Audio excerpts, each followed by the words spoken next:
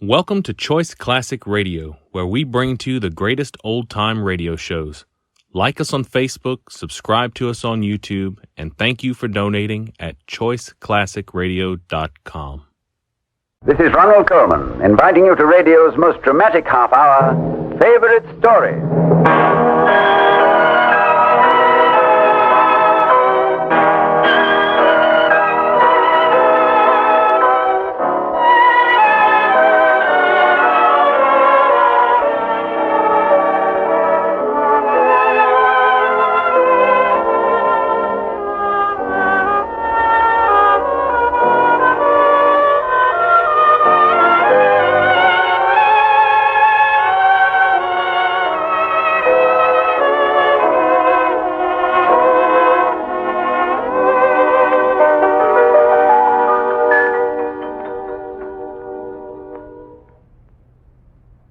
Favorite Story journeys once again into the inviting world of Charles Dickens. It's a journey I always like to take because I never fail to run across a few old friends. I don't know where Mr. Dickens found his characters, but I do know this. They're real people. They're people who have exciting adventures and have the most interesting things to say. If you don't happen to be a Charles Dickens fan, as I am, I have a feeling you will be after you hear this favorite story. It isn't the best-known novel by this master storyteller, but it's one of the most intriguing. The strange old lady on the hill, Miss Havisham. The brutal but tender Abel Magwitch. The unfathomable Estella. And young Pip himself. These are characters you'll never forget. Great Expectations was chosen as the favorite story of one of the great actors of our century, Mr. Walter Hampden. I hope you'll join Mr. Hampden and myself as we listen to our radio impression of Great Expectations. Here's our young hero to tell you his history. Pip's my name. The record of my birth reads Philip Pirrup, but Pip's a good deal easier on the tongue. A small, cold, curious Pip it was, who wandered nervously among the markers rising from the flat, dark wilderness of the graveyard in the moor. An English moor, bleak, flat, and wind-torn. Hi, boy. What? It's too loud. I'll cut your throat. Tell me your name, quick. Pip, sir. Now, look here. Where's your mother? There, sir. Under the stone. Is that your father alongside? Yes, sir. Then who do you live with? Supposing you're let to live, which I ain't made up my mind about. My sister, sir. Wife of Joe Gargery, the blacksmith, sir. Blacksmith, you say? Boy, do you know what a file is? Yes, sir. Get me a file. This iron cuff of my leg ain't stylish. And you'll get me whittles. Whittled? Food. And you never dare say a word about seeing such a person as me. Fail me and your liver shall be tore out, roasted, and ate. Now, what do you say? I'll do my best, sir. I will, sir. Say, devil struck, you're dead if you don't. Devil strike me dead if I don't.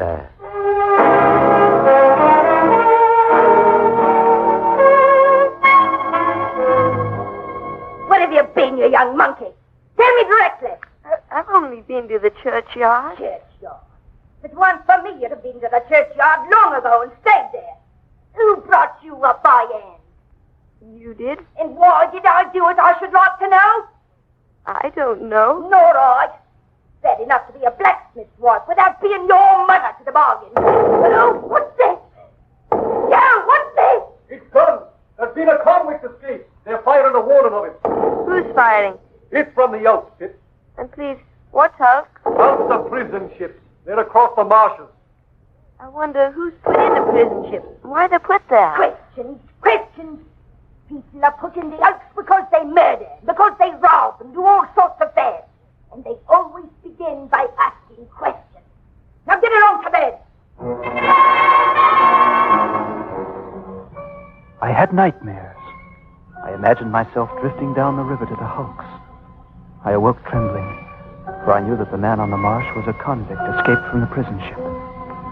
I left my bed and made for the pantry. Then I got a file from Joe's tools in the forge. And in the half-light of the approaching dawn, I made for the misty marsh. Boy. Yes, sir. Here I am over here. Did you bring the fire? And the whittles? Yes, sir. Here they are, sir. You brought no one with you? Oh, no, sir, no. Well, I believe you. Yes, pork pie. Glad you enjoy it. Thank you, my boy. I do. Now to business. Last time Abel Megwitch drags an iron in this world. Knock your boy when these is off. None other.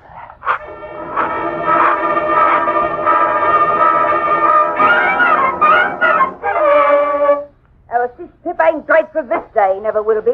Oh? And what's the lad to be grateful for now? Miss Havisham uptown wants this boy to go and play there. And he'd better play there, or I'll work him, I will. Now, Pip, come along with you to the tap. To go to Miss Havisham's, you've got to be clean. Oh, Mrs. Joe, my ear. Wash 'em up. Wash 'em up good and particular. Wash 'em up, I said.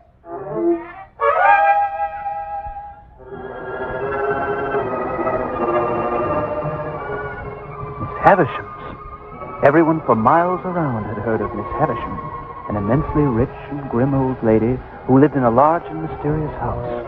And why on earth I was going to play at Miss Havisham's, and what on earth I was expected to play at, I hadn't the smallest idea.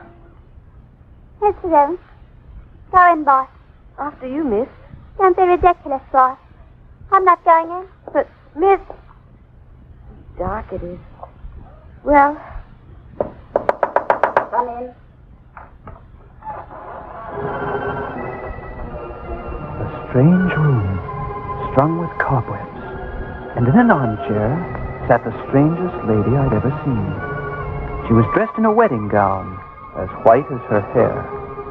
The mantel clock was stopped at 20 minutes to 9, and its hands were crushed against the broken face. The bride within the dress was withered and old, like some ghastly waxwork at the fair. But the waxwork had eyes which looked at me, and lips which spoke. Who is it? Pip, Mom. Come to play. Come nearer, boy.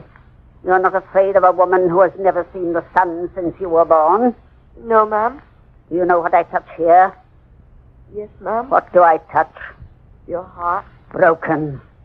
Yes, Mom. I'm tired, boy. I sometimes have sick fancies. And I have a sick fancy that I want to see some play. Play, boy, play. I can't, Mom. Are you obstinate? No, Mom. I'm very sorry I can't play just now, but I just can't, Mom. It's so new here and so strange.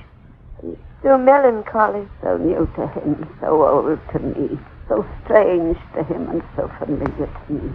Pip, call Estella at the door. Yes, Mom. Estella? Yes? What do you want? Come in, my dear. Let me see you play at cards with this boy. Who's this, boss? Who's a common laboring boy? Well, you can break his heart, my dear. What do you play, boss? Nothing but beg him a neighbor, miss. Beggar him, then. Come, let's see you play. Take the cards, boy. What coarse hands he has. What thick boots. You say nothing of her, Pip. She says many hard things of you, yet you say nothing of her. What do you think of her? I don't like to say. Tell me in my ear. I think she's very proud. Anything else? I think she's very pretty. Anything else? I think she's very insulting. Anything else, Pip? I think I should like to go home.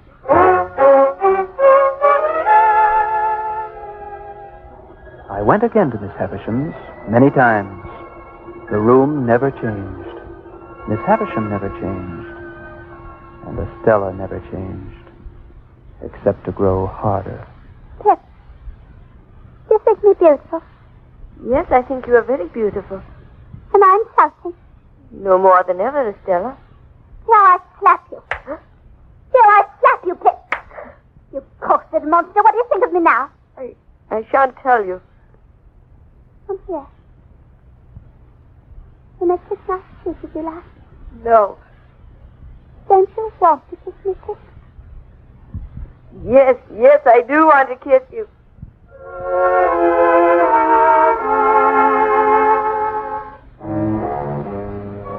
I think I would have gone through a great deal to kiss her cheek. But the kiss was given to the common smith's boy, as a piece of money might have been, and I was more wretched than ever. Not long after that, I was apprenticed to Joe. I didn't go to the big old house again, but I'd see Estella's face in the forge fire. and I'd hear her voice laughing at me in the wind running over the moor. 4 years passed, and one Saturday night at our village pub, there was a stranger in our midst. Gentlemen, your attention. I have reason to believe that there is a blacksmith among you by name Joseph Gargery. Which is the man? Yes, the man. It's me. You have an apprentice commonly known as Pip. Is he here? I'm here. I'm Pip. To have a private conversation. Step right over here, mister. My name is Jaggers. I'm a lawyer in London. I bear a communication for your apprentice, which is that he will come into a handsome property and that he is to be brought up as a gentleman. In a word, as a young fellow of great expectation. Now, you are to understand, boy, that the name of the person who is your benefactor remains a secret until that person chooses to reveal it. And that may be years from now. If you have any suspicion in your breast, keep it there. You must never question me. Have you an objection? Oh, no, sir. Good. Well, I think the sooner you leave here, the better. When you reach London, you can take a hackney coach and come straight to me. Here is my card. Goodbye, Mr. Gargery. Goodbye, Mr. Pip.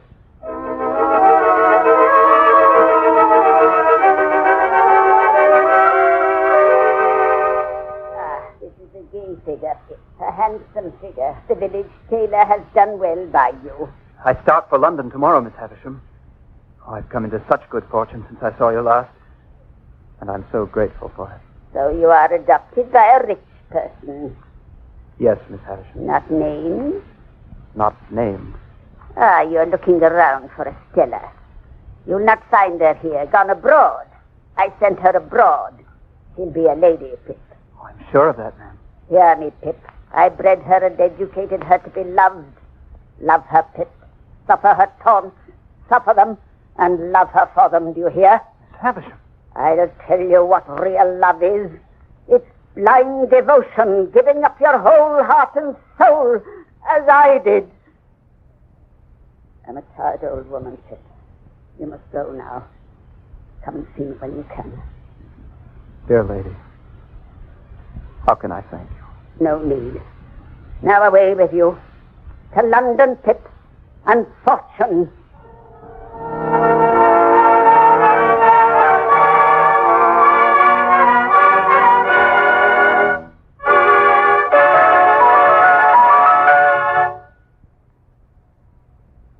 We're ready for Act Two of Walter Hamden's favorite story, Great Expectations, by Charles Dickens.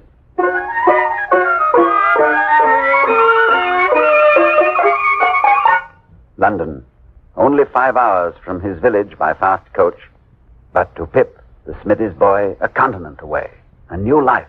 Well, Pip, here we are. Do you have any questions? Yes, Mr. Jaggers, I do. Do you know Miss Havisham? Yes, I know her. Who is she? May I know? I see no harm in it. Miss Havisham was an heiress. She fell in love with a certain man. All of 25 years ago this happened. She idolized the man. The marriage day was fixed, the wedding dress bought, the guests invited. The day came, Pip, but not the bridegroom. He wrote a letter. Which she received at 20 minutes to 9? Yes, and at 20 minutes to 9, she locked herself up in that room. And Estella? There's always been an Estella. That's all I know. I settled down and applied myself so industriously to my education that for weeks at a time I was able to forget Estella. And then one day, I received a summons by post from the house on the marsh, Miss Havisham's house. Come in, Pip.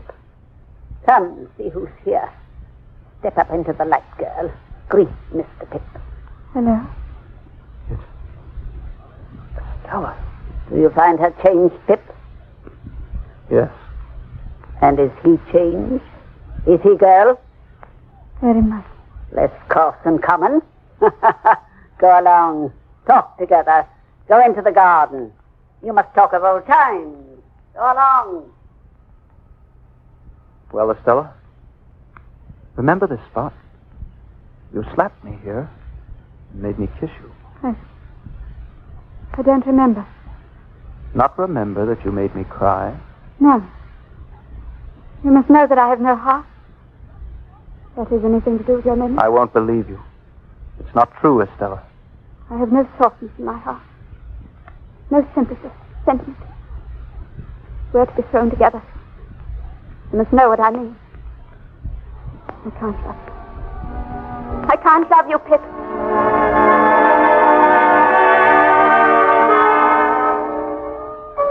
On my 21st birthday, I was invited to Mr. Jagger's house in Soho. It was a stately house, but bare and gloomy.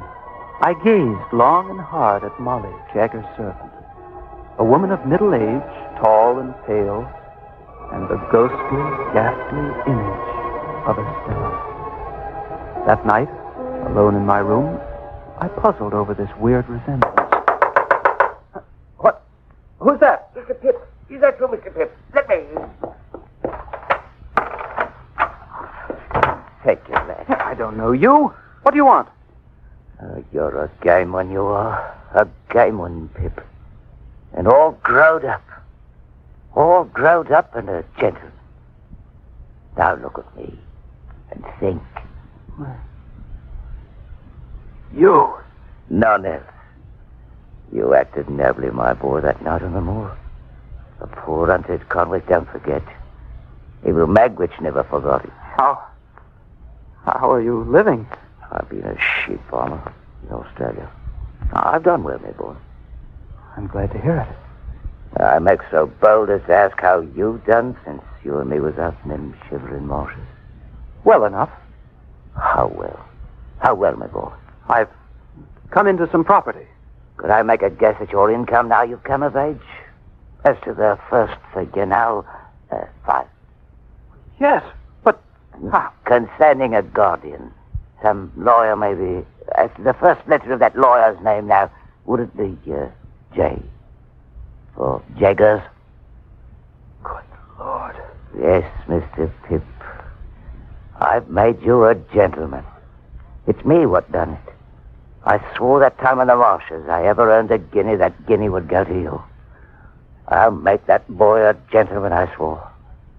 And I had to come home, no matter the danger, to look upon my gentleman. Let me look on you, Pip. You mentioned danger. What danger? Aye, caution, boy. Caution's the word. It's death to come back, me and escapes convict. Across the water, I'm as good a man as any, but they'll hang me in London if they find me. No doubt of that.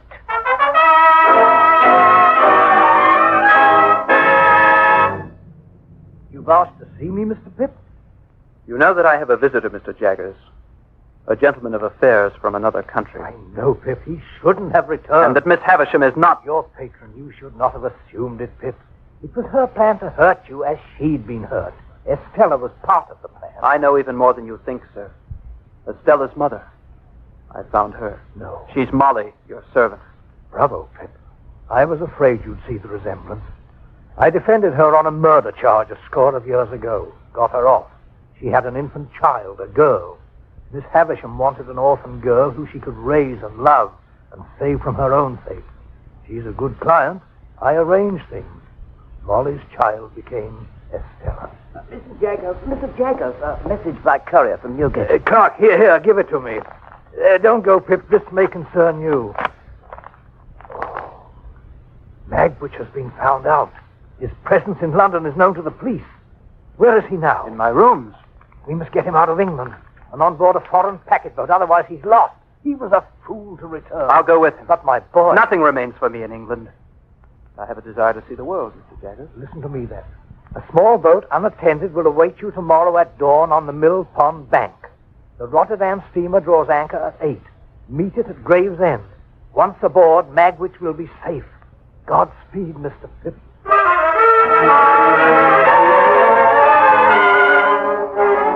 That night, as we awaited the dawn, Abel Magwitch spun out the story of his life. Give it to you short and empty, dear boy. I've been done everything too, except hanged. No notion where I was born. I was a ragged little creature. Got the name of being ardent. This is a terrible ardent one that stays as the prison visitors picking out me. Never wanted to be low. What was I to do? A man's got to put something into his stomach. I had a little one in the old days, bless her soul. My woman made off with her. She killed a man, that woman did. And Mr. Jagger stood up for her in court, which is how I come to know the gentleman.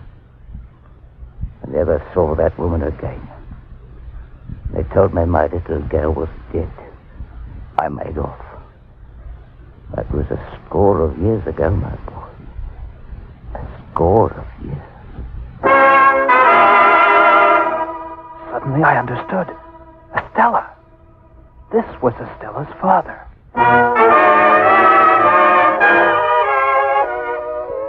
The boat was there, and Abel and I were headed into the open river and out to sea. Past old London Bridge, past White Tower and Traitor's Gate, past steamers loading for Aberdeen and Glasgow. If all goes well, Abel, you'll be free and safe again in a few hours. My dear boy, I hope so. But I came back to see you, Pip. And I had sorrow for it no matter what befalls. I'll serve you, Abel, as you've served me. I'll be true to you, Abel. Thank you, my boy. That smoke! Dead ahead, it's the packet. Hail her! Hello! Hello! Passenger coming aboard! Abel!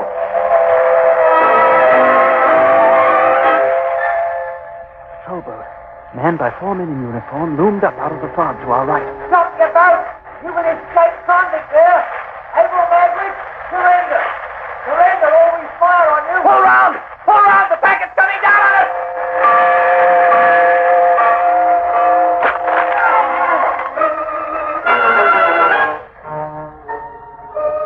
Suddenly I was in the water, and the boat had disappeared from under me. They pulled me into the patrol boat, and a moment later Abel Magwitch was dredged out of the river. Abel, you're hurt. Is it bad, my friend? Bad enough, my boy. Bad enough. Fears you'll have to be a gentleman without me. Abel, listen to me. You understand what I say? You had a child once, whom you loved and lost. She's living now, Abel. She's a lady and very beautiful. I love her and I'm going to take care of her. That's good, Pip. Pip, that's... Abel! Oh, Lord, be merciful to him, the sinner.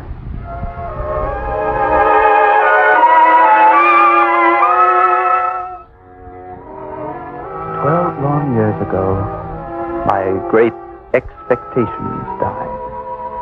Abel's fortune was confiscated by the crown, and for 12 years I had not seen my village, or Joe, or that house on the moor where I first learned despair.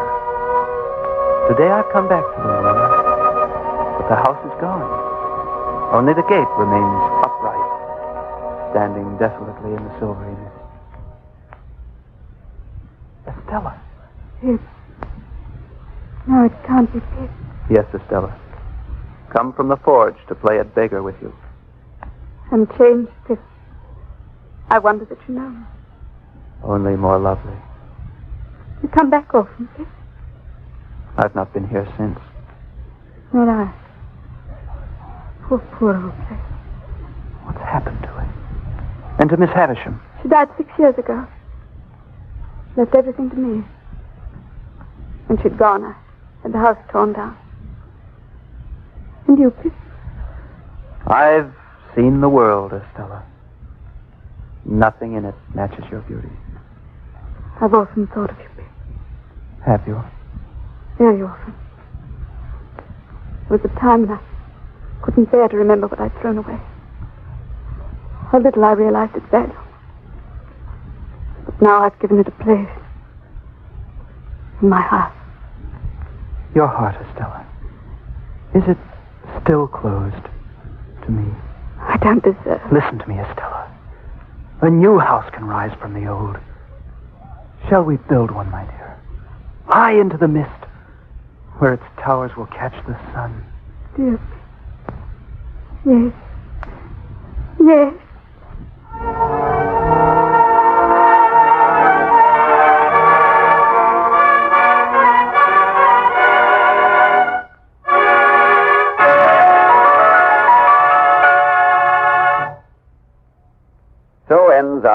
impression of Great Expectations by Charles Dickens. The favorite story choice of the distinguished actor, Mr. Walter Hamden. We had two Pips. Pip as a boy who was young Joel Davis. The grown-up version was Elliot Reed. Our thanks to all the members of the cast and to Claude Sweden for his score. We hope we have brought you some of the flavor and mellowness of Dickens on this favorite story. Do you like ghost stories? Who doesn't? We have a very famous ghost story for you on Favorite Story next week. It's Rudyard Kipling's strange yarn about a non-existent rickshaw, which keeps rolling through the streets under the hot sun of India. The story of madness and of death. Kipling called it The Phantom Rickshaw. The eminent composer and critic, Mr. Deems Taylor, chose it as his favorite story. We hope you'll be listening.